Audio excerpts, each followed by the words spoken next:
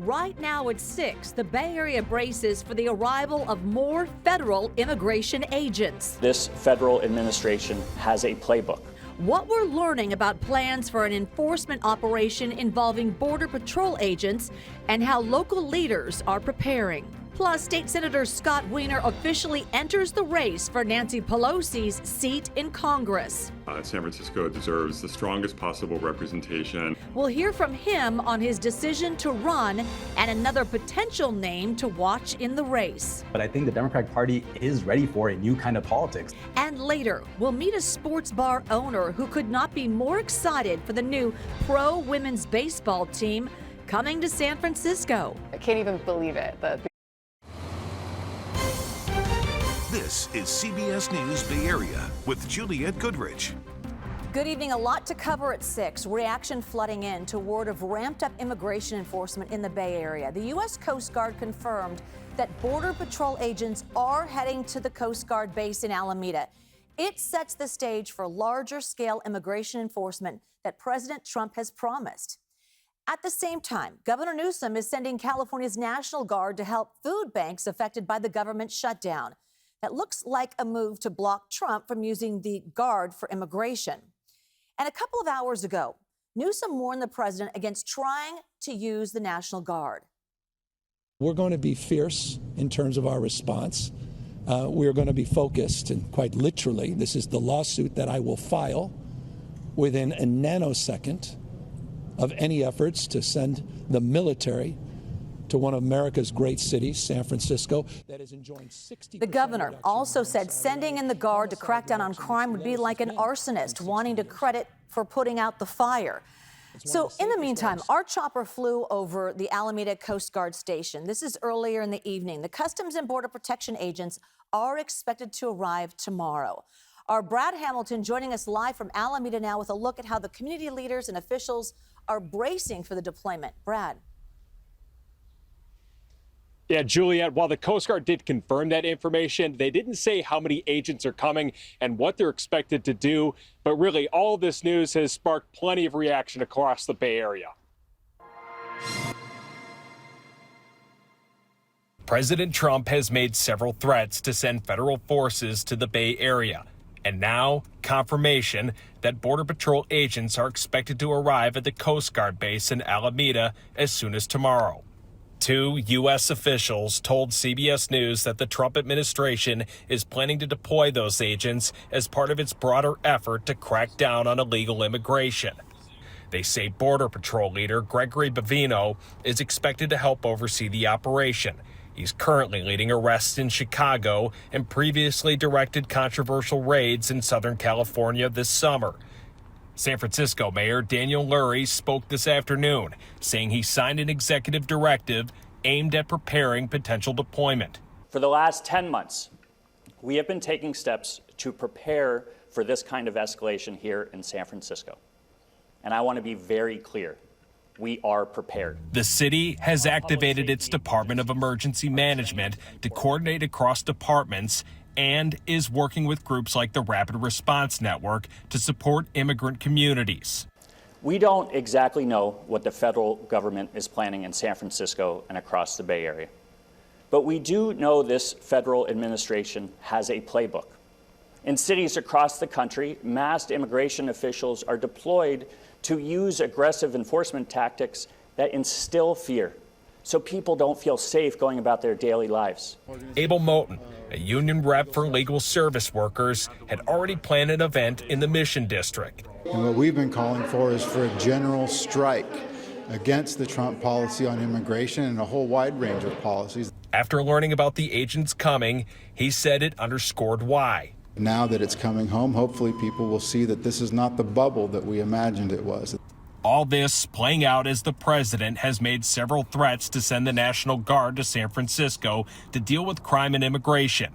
There is no sign that the Guard is being deployed as part of this operation. Late Wednesday afternoon, mayors of California's big cities stood together in solidarity. San Francisco does not deserve to have troops intervene and create chaos. The chaos that happened in Los Angeles, to the extent that it did, happened because of the federal government. We got this. San Francisco has been through tough times before. We are a city on the rise. I have this community's back, and we can handle whatever comes our way.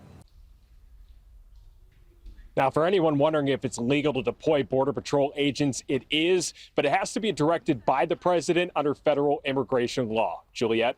Brad, thank you.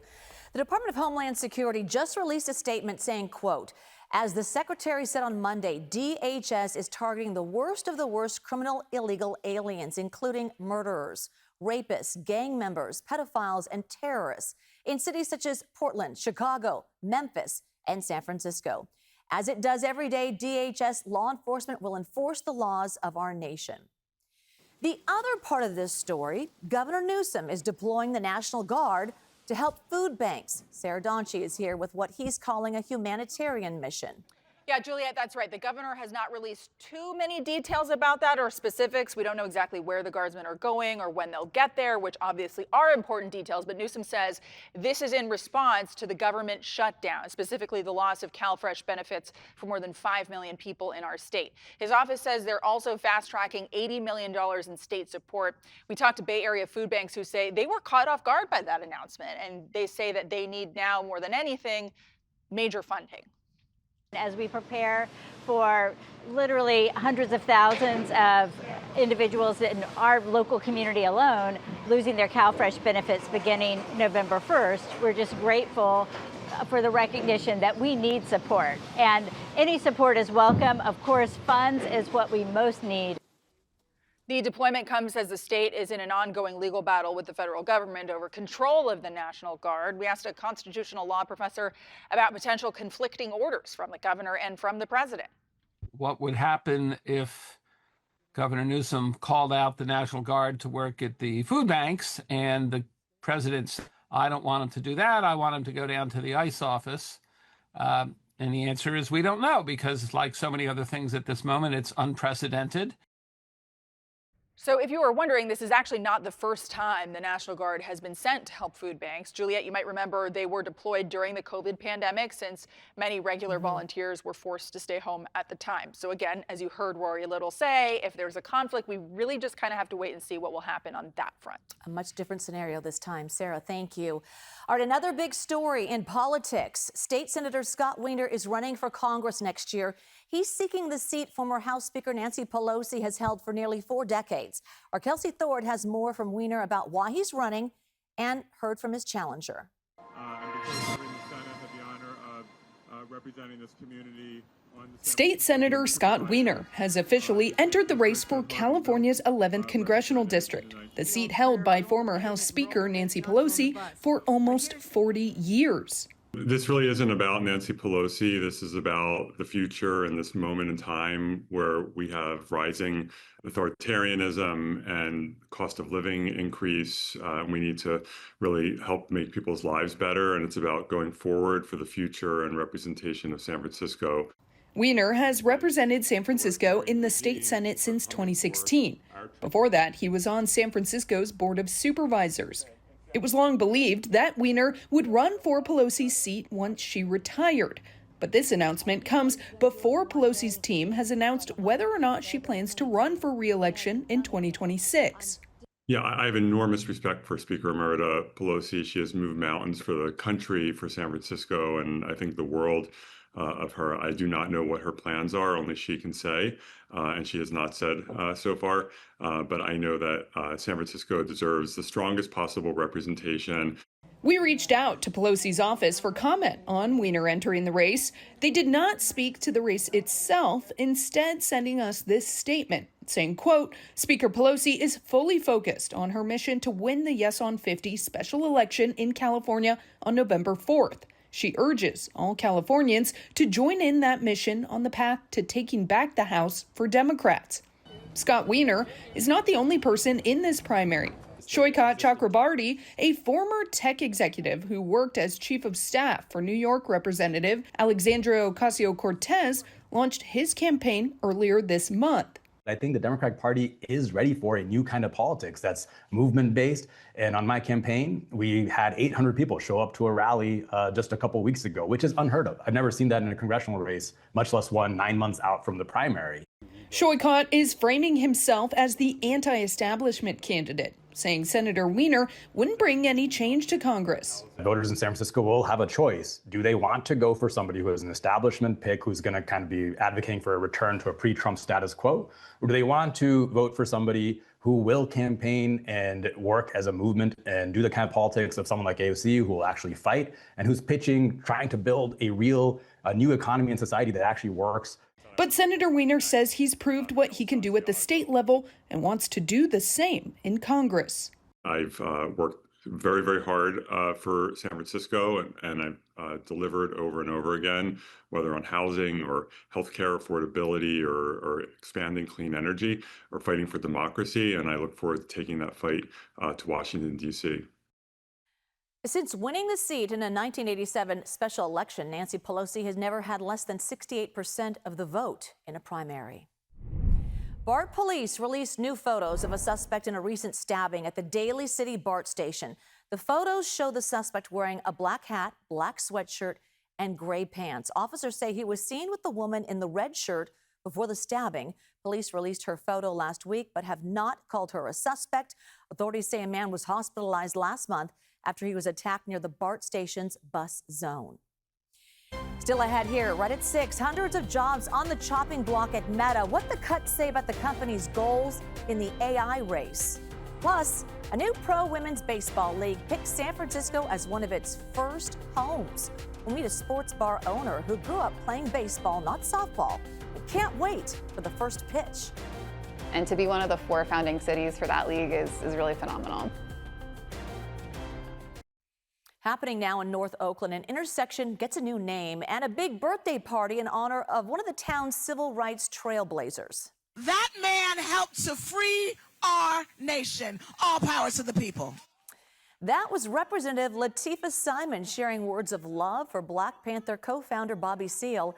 The corner of 57th Street and Martin Luther King Jr. Way is being named in his honor. Seale is also celebrating his 89th birthday today.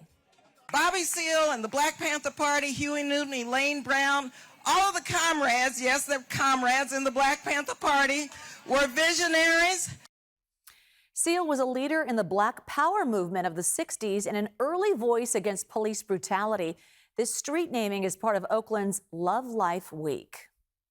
A word of layoffs at Meta. The company has reportedly cut around 600 jobs from its AI unit, including its fair research and infrastructure teams.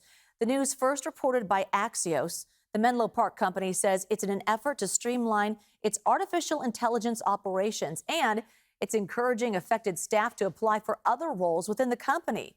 This comes as Meta continues to hire workers for its super intelligence team. We've reached out to Meta for comment, but have not heard back. It is official. The San Francisco Giants have a new skipper. Former Tennessee Volunteer head coach Tony Vitello will be the next manager. Vitello is getting his first big shot in the big leagues.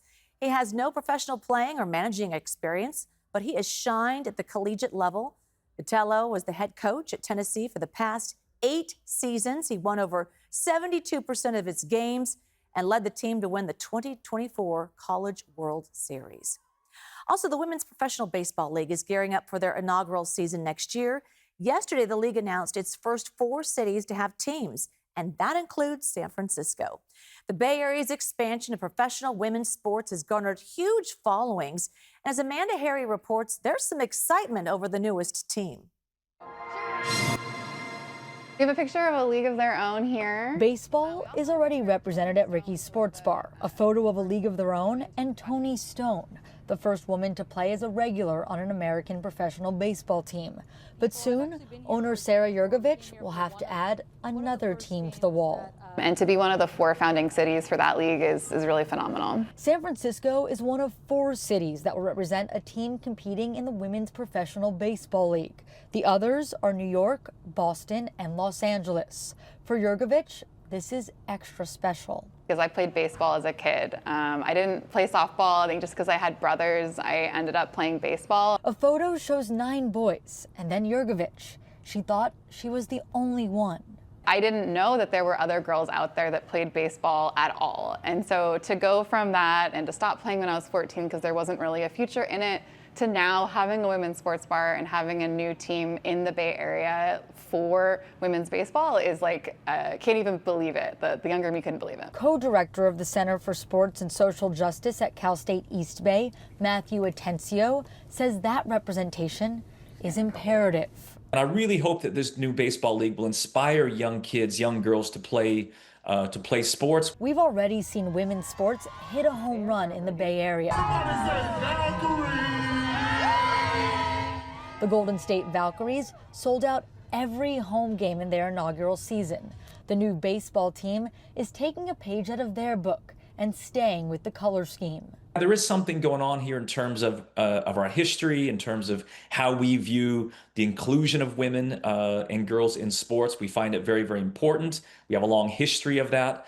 And, you know, as we've come past the 50th anniversary since Title IX legislation, the Bay Area really has set the standard in terms of girls and women's sports participation. In Oakland, a woman recently stepped up to the mound. Kelsey Whitmore was a pitcher for the Oakland Ballers in 2024. She's already tried out for the WPBL. Jurgovich believes San Francisco will hit it out of the park when it comes to supporting the team. The Bay Area also has like a great baseball history with the Giants and formerly the A's. And so I'm excited for some baseball fans to kind of, you know, feel that and bring in the women's sports element to it. And I know they're going to be receptive to it. WPBL games will be played at a neutral venue, which will be announced at a later date. In August, the league hosted open tryouts in Washington, D.C. The players' draft is next month. Didn't quite feel like baseball weather today. Yesterday, we were 5 to 7 degrees above average. We flipped that around and we were several degrees below average today, only in the upper 60s to around 70 degrees, even a few sprinkles here and there. We are going to warm up a little bit the next couple of days, but we're going to see actual rain showers soon enough. Details coming up in the First Alert forecast.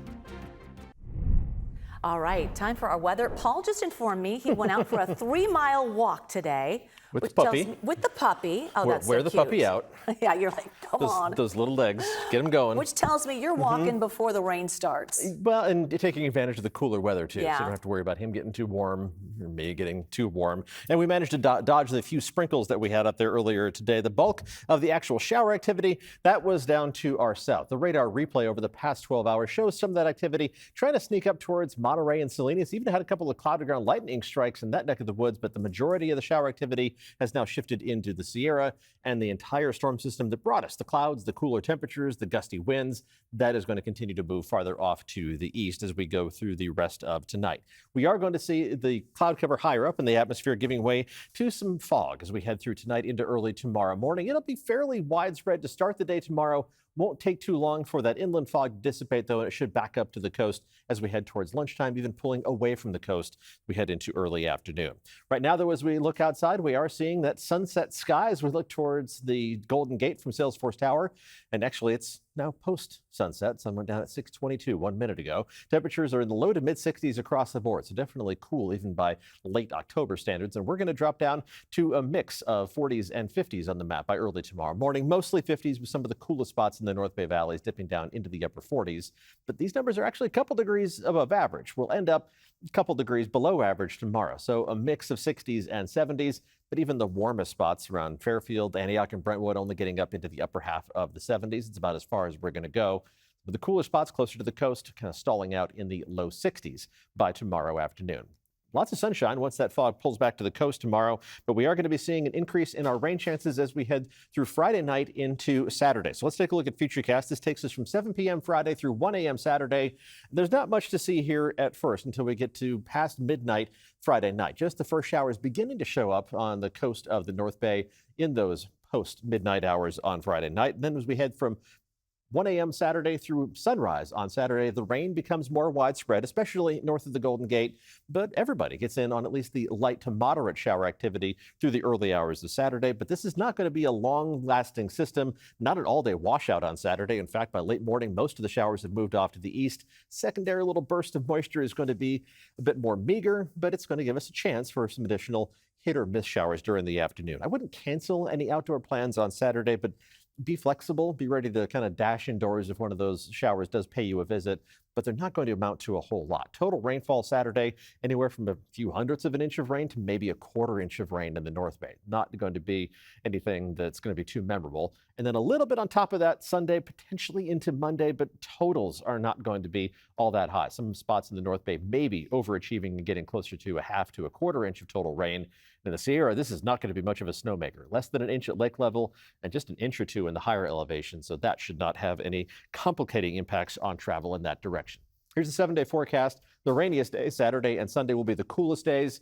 And right now, we're going to put that chance of showers in the forecast on Monday. That could still go either way. It does look like we'll warm back up. Inland temperatures returning to the upper 70s by Tuesday and Wednesday of next week, maybe even a little above average for a couple of days, with temperatures around the Bay staying in the 60s until Tuesday and Wednesday. That's when you're more likely to get back up into the low 70s, and the warm up by the middle of next week should even be noticeable at the coast. After you hover in the low to mid 60s through the weekend, should be back up closer to 70 by Tuesday and Wednesday.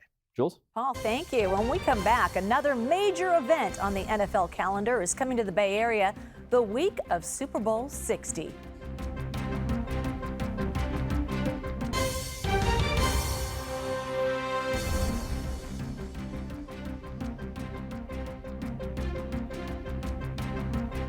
The excitement is building over Super Bowl 60 in Santa Clara this February, and you can add another event to the list of activities happening in the Bay Area. The NFL announced today this year's Pro Bowl game will be held in San Francisco at the Moscone Center. The annual All-Star Game features the best players from both conferences in a head-to-head matchup. Recently, it turned into a flag football game. It will be held February 3rd, Tuesday night before the big game. Moscone Center is also hosting the Super Bowl Experience Fan Fest. The NFL says the event will be also an opportunity to highlight flag football ahead of its Olympic debut in Los Angeles. CBS Evening News is next on KPIX. Local news continues on our streaming service, CBS News Bay Area. We're back here in 30 minutes with more news just for you at 7 o'clock.